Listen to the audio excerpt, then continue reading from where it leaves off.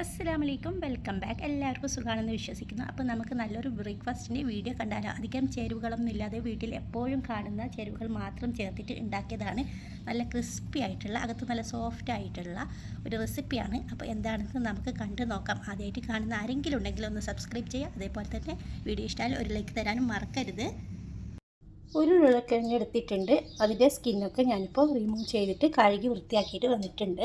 പുഴുങ്ങിയിട്ടൊന്നുമില്ല, പച്ചക്ക് തന്നെയാണ് ഉള്ളത്. നമുക്കിനിത് ഒന്ന് ഗ്രേറ്റ് ചെയ്തെടുക്കണം. ഇതുപോലത്തെ ഉള്ളത് കൊണ്ട് പെട്ടെന്ന് തന്നെ നമുക്കൊന്ന് ഗ്രേറ്റ് ചെയ്തെടുക്കാം. അപ്പോൾ വളരെ നേരിയതായിട്ട് തന്നെ കിട്ടും.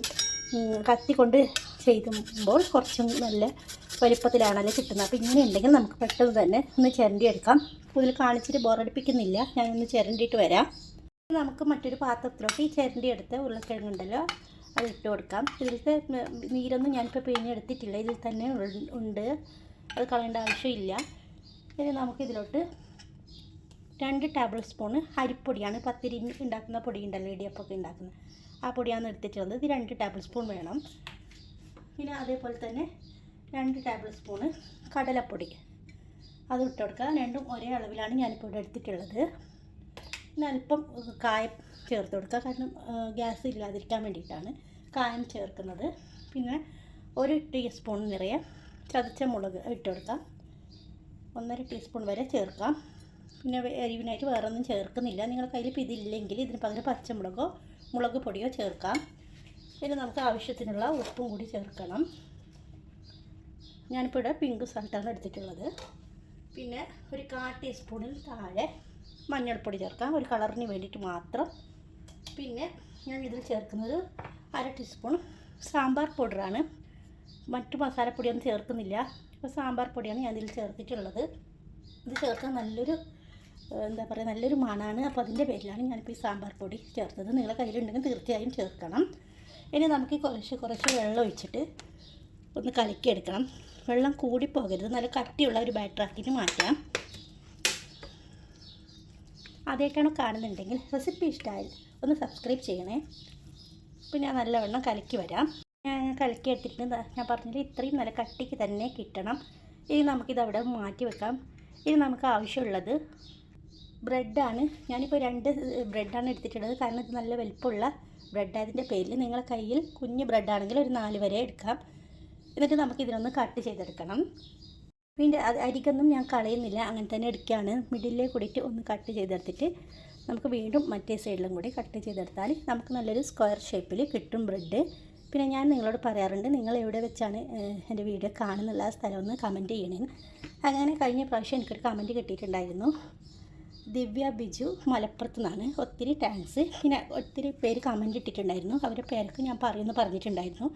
അപ്പോൾ അവരുടെ പേര് ഞാൻ വായിക്കാം. സുഹ്റ സമദ്, മുംതാസ്, ഫാത്തിമ, ദിവ്യ ബിജു പറഞ്ഞല്ലോ, പിന്നെ സരസ്വതി, പിന്നെ റഹ്നാസ്, റിഷാൽപ്പ്, അങ്ങനെ ഒത്തിരി പേര് കമൻറ്റ് ഇട്ടിട്ടുണ്ട്. നിങ്ങൾ പേര് പറയണമെങ്കിൽ കമൻറ്റ് ഇടണേ വീഡിയോയുടെ താഴെ. അപ്പോൾ ഞാൻ കണ്ടല്ലോ, അപ്പോൾ ഇങ്ങനെ ഇത്രയും കിട്ടിയിട്ടുണ്ട് എനിക്ക്. ഇനി നമുക്കിതിനെ ഓരോന്നും ഇങ്ങനെ ഒന്ന് 2 ബ്രെഡാക്കിയ പോലെ വെച്ച് കൊടുക്കാം. അപ്പോൾ കുറച്ച് നല്ലൊരു വണ്ണത്തിൽ കിട്ടുകയും കാണാൻ നല്ലൊരു ചേരും, അതുപോലെ തന്നെ കഴിക്കാൻ നല്ലൊരു ടേസ്റ്റും ആയിരിക്കും ഇങ്ങനെ ചെയ്താൽ. ഉണ്ടല്ലോ, ഇത്രയും ഞാൻ ചെയ്തെടുത്തിട്ടുണ്ട്. ഇനി നമ്മൾ നേരത്തെ തയ്യാറാക്കിയിട്ടുള്ള ബാറ്റർ ഉണ്ടല്ലോ, അതും കൂടി മിക്സ് ചെയ്തിട്ട് നമുക്ക് ഈ ബാറ്ററിലോട്ട് ഇതൊന്ന് ആദ്യം ഇങ്ങനെ ഒന്ന് തേച്ച് കൊടുക്കാം. എല്ലാ സൈഡിലും ഇതേപോലെ ഒന്ന് ആക്കി കൊടുക്കണം. ഇളകി പോകാത്ത വിധത്തിൽ വേണം ഇങ്ങനെ ഒന്ന് ആക്കി കൊടുക്കാനായിട്ട്. കാരണം 2 സ്ലൈസ് ബ്രെഡ് ഉണ്ടല്ലോ, അപ്പോൾ ഇതിൻ്റെ സൈഡിലൊക്കെ ഒന്നിങ്ങനെ ആക്കി കൊടുത്താൽ മതി. സ്പൂൺ വെച്ചിട്ടോ കൈ വെച്ചിട്ടോ ആക്കാം. അങ്ങനെ ബാക്കിയുള്ളതും കൂടി ഇതേപോലെ ചെയ്തെടുക്കാം. അപ്പോൾ ഇങ്ങനെ കിട്ടും നമുക്ക്. കണ്ടല്ലോ, ഞാൻ എല്ലാ സൈഡിലും ആ ബാറ്ററി മുക്കി കൊടുത്തിട്ടുണ്ട്. ഇനി നമുക്ക് ഇതിനെ ഒന്ന് പാനിലോട്ട് അല്പം എണ്ണ ഒഴിച്ച് ചൂടാക്കാൻ വെച്ചിട്ടുണ്ട്. നല്ലവണ്ണം ചൂടാകുമ്പോൾ തീ ഒന്ന് കുറച്ച് കൊടുക്കാം. നമുക്ക് ഇതിലോട്ട് ഓരോന്നും ഇട്ട് കൊടുക്കാം. ഇനി നമുക്ക് ആ സൈഡ് റെഡി ആകുമ്പോഴത്തേക്കും നമുക്കൊന്ന് തിരിച്ചിട്ട് കൊടുക്കണം. നമുക്ക് തീ ഒന്ന് മീഡിയം ഫ്ലെയിമിൽ വെച്ച് കൊടുക്കാം. എന്നിട്ട് ഇടയ്ക്കിടയ്ക്ക് ഇങ്ങനെ ഒന്ന് അനക്കി കൊടുക്കണം. ഞാനിതിനെ തിരിച്ചിട്ട് കൊടുത്തിട്ടുണ്ട്. നിങ്ങളുടെ ബ്രെഡ് ഒട്ടിപ്പിടിക്കുന്നില്ലെങ്കിൽ ആ മിഡിലായിട്ട് കുറച്ച് ഈ ബാറ്റർ ഒന്ന് തേച്ച് കൊടുത്താൽ മാത്രം മതി. അപ്പോൾ നല്ലവണ്ണം ഒന്ന് ഒട്ടിപ്പിടിക്കുന്നതായിരിക്കും. ഇല്ലെങ്കിൽ ഇളകി പോരാൻ സാധ്യതയുണ്ട്. അപ്പോൾ ഞാനത് പ്രത്യേകം പറയാണ്. തിരിച്ചും മറിച്ച് വിട്ടിട്ട് 4 സൈഡും പിന്നെ പോരാത്തതിന് അതിൻ്റെ ഈ സൈഡൊക്കെ ഇങ്ങനെ വെച്ച് കൊടുത്താൽ അതും പൊരിഞ്ഞ് കിട്ടുന്നതായിരിക്കും. എന്നിട്ട് നമുക്ക് ഇതിനെ കോരി മാറ്റാം. ഓയിലൊന്നും കുടിക്കില്ല, നിങ്ങൾക്ക് കൺഫ്യൂഷനൊന്നും വേണ്ട. കാരണം അരിപ്പൊടിയും കടലപ്പൊടിയൊക്കെ ഇട്ടതിൻ്റെ പേരിൽ ഒട്ടും തന്നെ ഓയിലൊന്നും കുടിക്കില്ല കേട്ടോ. മീഡിയം ഫ്ലെയിമിലിട്ടിട്ട് ഇങ്ങനെ ഒന്ന് ഫ്രൈ ചെയ്തെടുത്താൽ മതി. അപ്പോൾ ഇത്രയേ ഉള്ളൂ റെസിപ്പി. ഇഷ്ടമായാൽ ഒന്ന് ലൈക്ക് ചെയ്യാനും അതേപോലെ തന്നെ നിങ്ങളെ ഫീഡ്ബാക്കൊക്കെ കോമൻറ്റ് ബോക്സിൽ അറിയിക്കുകയും ചെയ്യണം. അപ്പോൾ ഇതുപോലത്തെ ഒത്തിരി റെസിപ്പി എൻ്റെ ചാനലിലുണ്ട്. ആദ്യമായിട്ട് കാണുന്ന ആരെങ്കിലും ഉണ്ടെങ്കിൽ അവർക്കൊക്കെ ഒത്തിരി യൂസ്ഫുള്ളായിരിക്കും എന്ന് വിശ്വസിക്കുന്നു. അപ്പോൾ ഇത്ര നേരം എന്നെ സഹായിച്ചതിൽ ഒത്തിരി നന്ദി.